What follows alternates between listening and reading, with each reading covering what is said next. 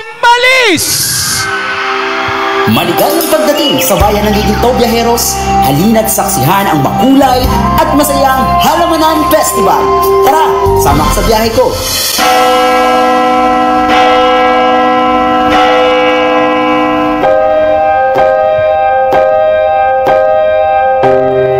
Noong unang panahon, dito matatagpuan ang poblasyon ng Giginto at may sarili itong bahay dalanginan. Ngunit inalis nila ito sa gitna ng bukid at sa sitwasyong ito, hinango ang pangalan ng lugar at kinalaunan, tinawag itong Barangay Malis. Sa sulok ng aming bayan, sa gitna ng kabukiran, bansang natatanging barangay, Malis ang pangalan. Dito ay inyong matatagpuan ang himig na pamayanan, unat na pamumuhay, warang barangay. Alam niyo ba na dito rin matatagpuan ang isa sa pinakamatandang istasyon ng tren sa ating bansa? Ang Estasyon de Giginto.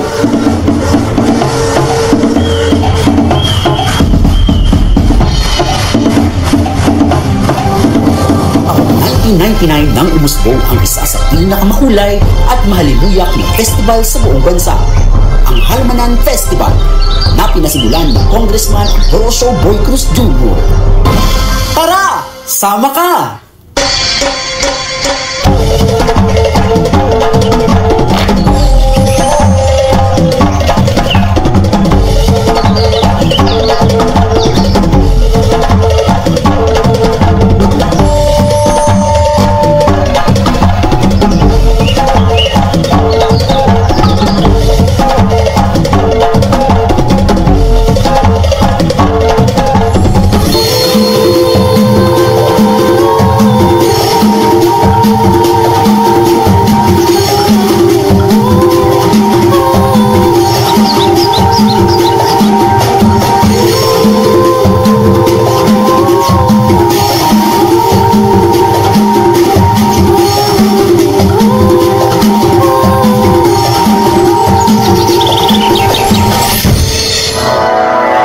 Bawat hakbang ng munting mga paa, ang langgam ay nagiging dakilang huwara ng sipag, tiyaga at pagkakaisa.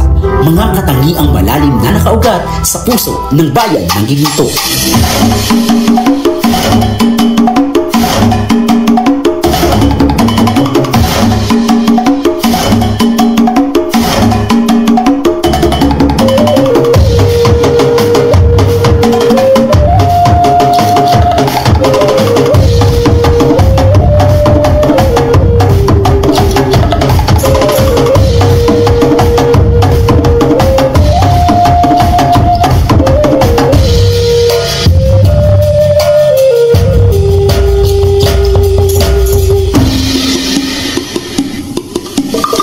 Ito ay higit pa sa isang pista dahil ito ang puso ng bayan ng Giginto, isang patunay ng pagmamahal ng mga Giginteño sa kalikasan at kanilang walang sawang paggayod para sa kaunlaran.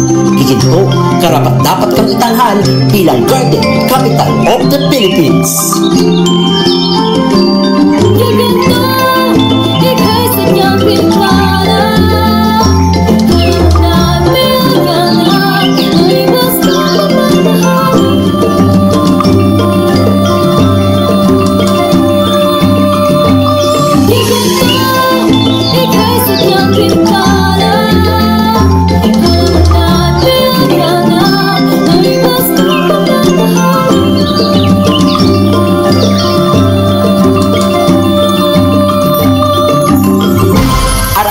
Maliseño, Viva San Ildefonso!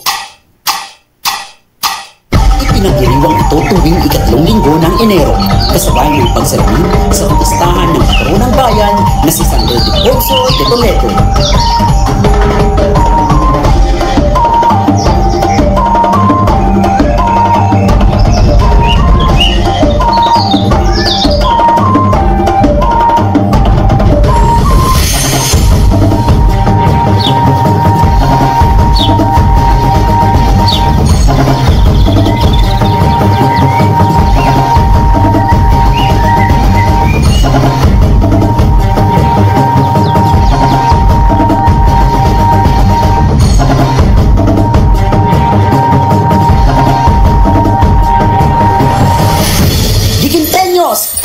Merkato Dagiginto na! Sa paglipas ng panahon, marami nang nagbago. Nagiging moderno na rin ako. Pasyalan bang hanap mo? O pagkain ba ang iyong gusto? Wala man kaming bundok at mga dagat. Sa ito maraming kainan at pasyalan. Saan magaling? Tara!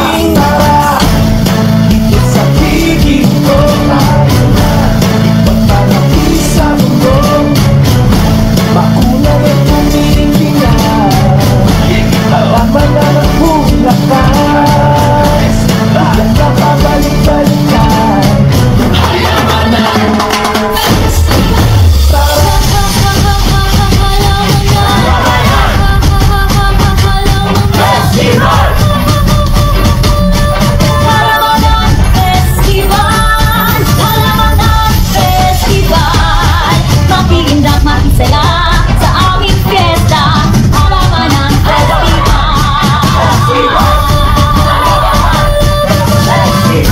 Mabuhay Halamanan Festival! Viva San Ildefonso!